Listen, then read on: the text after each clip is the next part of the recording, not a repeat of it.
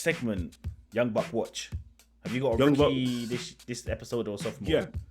I got a rookie.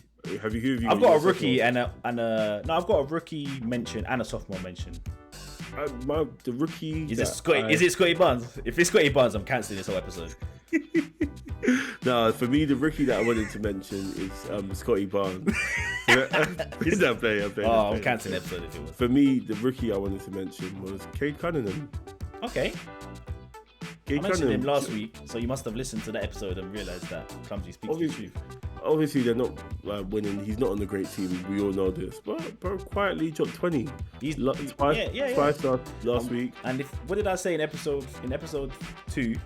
Mm-hmm. I said he dropped 18 on dead stats, and that showed me the potential that he's a 20-point night guy, and he's doing it. The reason why he's not. If that doesn't make you follow, because we know what we're talking about. Sorry. It's because he plays the game very cool, calm, collected, and he has that stoic kind of expression. He doesn't play with. He's not animated. He's not animated like that. Yeah. He's just very cool, calm and collected. He's got a nice shot. He has. I don't want to be disrespectful, but you know what I mean when I say he has average NBA athleticism. He's just an NBA player, innit? Yeah, he'll always go for a layup, but he's given the space, he can throw it down. Yeah. You get what I mean? So his athleticism doesn't pop, but he's such an all-round player. We knew that when we did a reaction on our channel as well, didn't we? The Cade Cunningham highlights. The first and only reaction we've done. Oh yeah. But that's the first thing we picked up on was that when you watch someone's highlight tape, it was like dunks, assists, rebounds, shots. You straight away realize he's an all-round guy.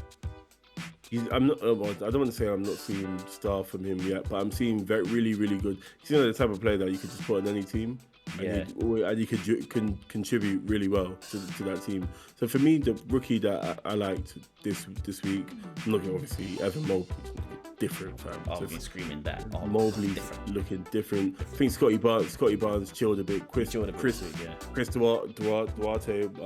he's chilled a bit as well. I'm liking Josh Giddey, by the way. That's weird because this week for me, really liking Josh. Well, especially last night for me wasn't his best game. The reason why Josh Giddey just works for me as a prospect is because he's a point guard. He's 6'8", right? Do you know how much that changes a team if you have a 6'8" point guard? You can put a better defensive lineup. It just schematically it works out so much better. Your rebounding is going to be better. Different. The swaps on the defense side. You can't get like say if you play the mismatches aren't as crazy. Yeah, that's what I mean. If you play a team with what's the backup point guard that used to be your backup point guard that you guys drafted? Cameron Payne.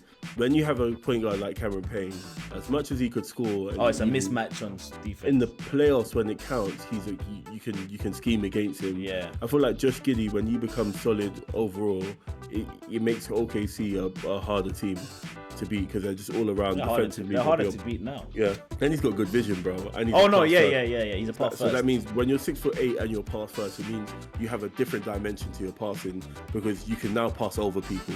Do you get what I mean? Like Chris Paul, as good as he is as a passer, he does certain passes. That's why he has so many bounce under the leg passes and he passes under people. Yeah. So shout out to Josh Giddey. Cade Cunningham, Josh Giddey, those are two. Respect that. Right. For me, this week, the rookie that I was impressed with was an OKC rookie, Jeremiah Robinson L, JRE. Talk to me. Our second round pick. Mm-hmm. But it's second round, 32nd. So it's like the difference between a 32nd, it could have been the back end of a first round pick on a different draft, isn't it? But a second round pick, for me, obviously, you know me, defense for me is number one for me. I just see so much defensive potential from him. He just looks like he's going to be a good defender. He's a big man, and he looks like he's going to be just a sturdy defender. For example, last night, obviously, I think I touched on it in the last episode. He was guarding Anthony Davis for a bit when we played the Lakers, and he wrapped him up on a few possessions, forcing dead shots and air balls. He forced an air ball. Last night we was playing against Brooklyn. He obviously got swapped onto James Harden and forced James Harden to throw up the deadest three. Offensively with JRE, he had been efficient in his first few games. this week wasn't as efficient. He only shot 3 for 14, which is dead. Big man, that's horrible. Is he a stretch? No, yeah, he's a stretch. Okay, fair. But still there. He was shooting like 60 and 50 in the other games, so.